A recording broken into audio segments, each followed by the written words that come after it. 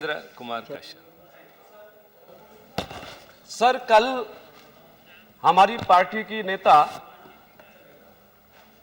आदरणीय बहन कुमारी मायावती जी ने स्थगन प्रस्ताव के माध्यम से हैदराबाद केंद्रीय विश्वविद्यालय में रोहित वेमुला की आत्महत्या के संबंध में बहुत गंभीर विषय को उठाया था और विषय की गंभीरता को सदन के बहुत सारे सदस्यों ने महसूस भी किया। हमारी नेता की ये मांग थी, चूंकि ये मामला एक दलित छात्र की आत्महत्या से जुड़ा है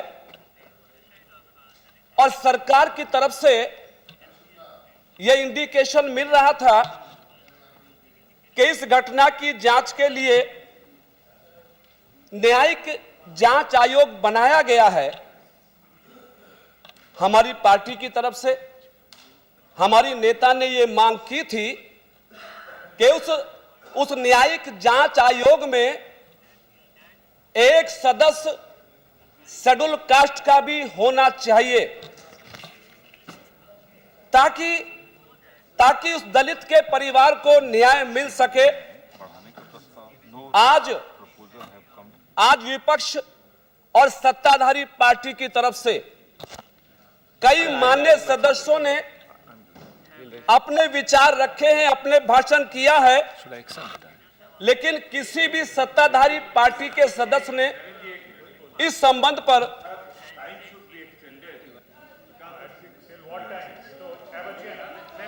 No, the BAC has already decided to sit beyond the time whenever it is needed. So you can please continue. किसी भी सत्ताधारी पार्टी के सदस्य ने, इवन टू नेता सदन ने भी इस संबंध में कोई अपना वक्तव्य नहीं दिया, जिसके संबंध में हमारी नेता ने कल इस मुद्दे पे अपनी बात रखी थी। उपसभापति महोदय, हमारी पार्टी ने, हमारी नेता ने कल भी इस पे आशंका व्यक्त की थी कि शायद सरकार हमारी इस मांग पर सकारात्मक विचार नहीं कर रही है। पीठ से आश्वासन मिला था, उपसभापति महोदय जी ने आश्वासन दिया था कि हम सत्ताधारी दल के लोगों से कहेंगे कि आपकी मांग पर सकारात्मक विचार करें, लेकिन अभी तक जो सदन में डिस्कशन हुआ है, हमें नहीं लगा कि सरकार इस पर कोई गंभीरता से अभी तक विचार कर रही है। मैं उम्मीद करता हूं कि आज इस सदन में हमारी पार्टी की नेता आदरणीय बहन कुमारी मायावती जी के उस सवाल का जवाब जरूर मिलेगा। महोदय, रोहित की निर्मम आत्महत्या ये करोड़ों दलितों के सम्मान के साथ खिलवाड़ है। देश के 25 करोड़ दलितों में आज भय का वातावरण पैदा हो गया है और ये कोई पहली घटना नहीं है महोदय। इससे पहले भी 9 दलित छात्र आत्महत्या कर चुके हैं। उनके केसेस में भी कोई बड़ा फैसला अभी तक नहीं आया है। देश की सरकारों ने दलितों की घटनाओं को शायद गंभीरता से नहीं लिया। गंभीरता से अगर लिया होता तो मैं सत्ताधारी लोगों को बताना चाहता हूं, अगर गंभीरता से लिया होता तो पिछले 10 सालों में 2.25 लाख दलितों पर अत्याचार नहीं होते। 2.25 लाख दलितों पर अत्याचार हुए, उनके केसों के फैसले नहीं आए। महोदय, मैं आपके माध्यम से सरकार से यह कहना चाहता हूं कि लगातार दलित और आदिवासी लोगों पर होने वाले ये हमले शायद किसी षड्यंत्र का हिस्सा ना हो। यह भी एक जांच का विषय हो सकता है, यह भी एक विचार का प्रश्न हो सकता है, क्योंकि जिस तरह से जिस तरह से रोहित ने अपना बयान दिया अखबारों को, मैं कोट करना चाहता हूं सदन के सामने। उन्होंने लिखा, मेरा दलित परिवार में जन्म लेना एक घातक दुर्घटना थी जिसने लगातार उसका पीछा किया और जिसके कारण उसकी जिंदगी की रचनात्मक संभावनाएं फलीभूत नहीं हो सकी हैं। जय भीम, यह लिखा था रोहित ने। रोहित ने आशंका व्यक्त की थी कि क्या दलित परिवार में पैदा होना मेरे लिए अभिशाप तो नहीं हो गया।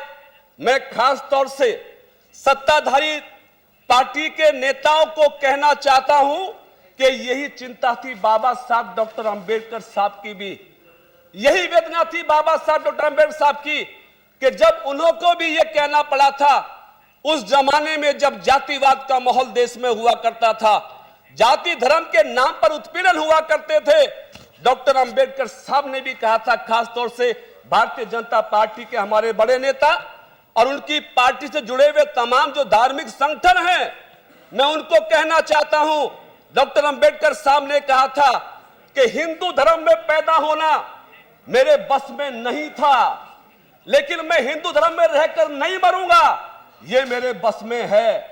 अगर ऐसी बातें बाबा साहब डॉक्टर अंबेडकर ने कही तो आखिर कोई ना कोई वेदना इसके पीछे जरूर रही होगी, कोई ना कोई कारण इसके पीछे जरूर रहा होगा। इसलिए मैं कहना चाहता हूं महोदय आपके माध्यम से कि कहीं ना कहीं 69 वर्षों की आजादी में आज भी दलित समुदाय अपने आप को असुरक्षित और अपमानित महसूस कर रहा है। सरकार को इसे जिम्मेदारी के साथ लेना चाहिए। एक छात्र को स्कॉलरशिप नहीं मिलती, फेलोशिप नहीं मिलती, वो इसलिए आत्महत्या कर रहा है कि एबीवीपी के नेता उसको प्रेशराइज कर रहे हैं, अंबेडकर वादी होने का उसको सजा दे रहे हैं। अगर अंबेडकर वादी होना कोई सजा का कारण है तो मैं समझता हूं कि यह कारण बिल्कुल भी उचित नहीं है। रोहित अंबेडकर स्टूडेंट्स एसोसिएशन के साथ जुड़े थे, वो संगठन के माध्यम से संघर्ष करते थे, यही शिकायत थी एबीपी की, यही शिकायत थी और तमाम सामाजिक संगठनों की। महोदय, अगर किसी अंबेडकर साहब के नाम से बनी हुई संस्था से जुड़ना कोई जुल्म है तो मैं समझता हूं कि ये नीति और ये बात किसी सूरत में भी देश में कबूल की जाने वाली नहीं है। बहुत तकलीफ का विषय है, आदरणीय गृह मंत्री जी यहां पर विराजमान है, कि यह घटना 18 जनवरी को हुई, उसी दिन एफआईआर होती है, 6 लोगों के खिलाफ नामजद एफआईआर है महोदय, और आज 37 दिन गुजर गए हैं। 37 दिन में रोहित की आत्महत्या के सिलसिले में जिन 6 लोगों को अभियुक्त बनाया गया था, क्या उनके खिलाफ सरकार ने कोई कार्रवाई करने की कोशिश की है? क्या उनके खिलाफ कोई कानूनी पहलू पर सरकार आगे बढ़ी है?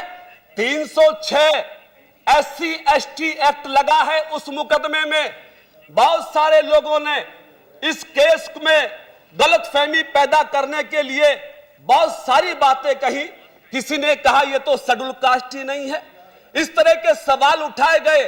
सभापति महोदय, अगर वो शेड्यूल कास्ट नहीं होता तो क्या एफआईआर SC ST एक्ट में होती? क्या उसके दलित उत्पीड़न के मामले को दर्ज किया जाता?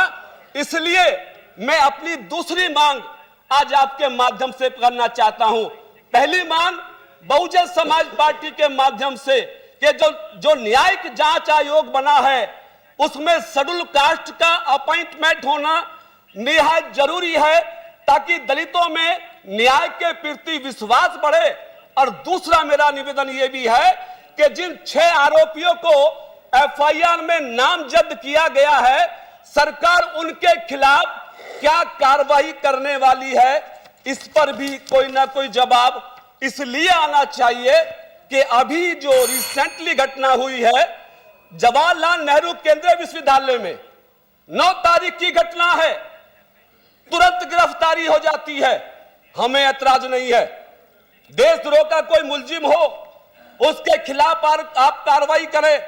हमारी पार्टी इस पर ऐतराज नहीं करती, लेकिन एक केस वो है जो हैदराबाद में 37 दिन पहले हुआ, उसमें एक भी मुलजिम गिरफ्तार नहीं हुआ। एक केस ये है जो 9 फरवरी को हुआ, उसमें गिरफ्तारियां हो रही हैं, देशद्रोह के मुकदमे लग रहे हैं। ठीक है, कानून जो कहता हो वो कार्रवाई करिए। और इस मुद्दे पर भी हमारी नेता आदरणीय बहन कुमारी मायावती जी ने साफ तौर से कहा था देश की जनता के सामने कि सरकार देख ले, कहीं इसमें षड्यंत्र तो नहीं है, कोई साजिश तो नहीं है, करने वाला कोई और, फंस कोई और तो नहीं रहा है। और ये बात मैं इस आधार पर कह रहा हूं कि उस व्यक्ति ने, कन्हैया कुमार व्यक्ति ने जो अपना बयान और अपनी चिट्ठी दी थी दिल्ली के पुलिस कमिश्नर को, उसको एक शब्द में मैं कोट करना चाहता हूं। मैं भारत के संविधान में विश्वास करता हूं तथा मेरा यह सपना है कि इसकी प्रस्तावना को अक्षर से लागू करने में हर संभव सहयोग कर पाऊं। मैं भारत की एकता और अखंडता को मानता हूं। इसके विपरीत किसी भी असंवैधानिक कार्यों का समर्थन नहीं करता हूं। इस तरह के देश की एकता के लिए उन्होंने अपना बयान दिया। इसी के आधार पर जब उनकी गिरफ्तारी हुई तो दिल्ली का पुलिस कमिश्नर कहता है कि हम कन्हैया कुमार की बेल का विरोध नहीं करेंगे।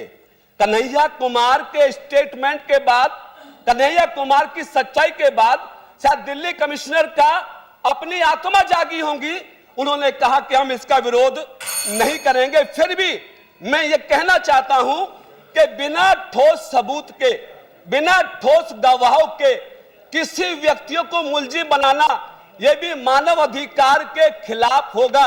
इसलिए मैं चाहूंगा, आपके माध्यम से मैं अपील करूंगा कि राष्ट्रद्रोह का मामला बहुत बड़ा है, बहुत गंभीर है। हम और हमारी पार्टी देश के सम्मान, देश की एकता के लिए सरकार के साथ कदम से कदम मिला के चलने को तैयार है, लेकिन निर्दोष लोग राष्ट्रद्रोह के केस में जाएंगे, इसको हम लोग बर्दाश्त नहीं करेंगे, देश बर्दाश्त नहीं करेगा। इसलिए मैं अपील करूंगा कि इस गंभीर मामले में जल्दबाजी ना करें। सत्ता आपके हाथ में है, पुलिस आपके हाथ में है, निष्पक्ष जांच कराएं। जो दोषी हो उसको सजा मिले और जो निर्दोष हो उसको सम्मान से जीने का मौका मिले। आपने मौका दिया, आपका बहुत बहुत धन्यवाद।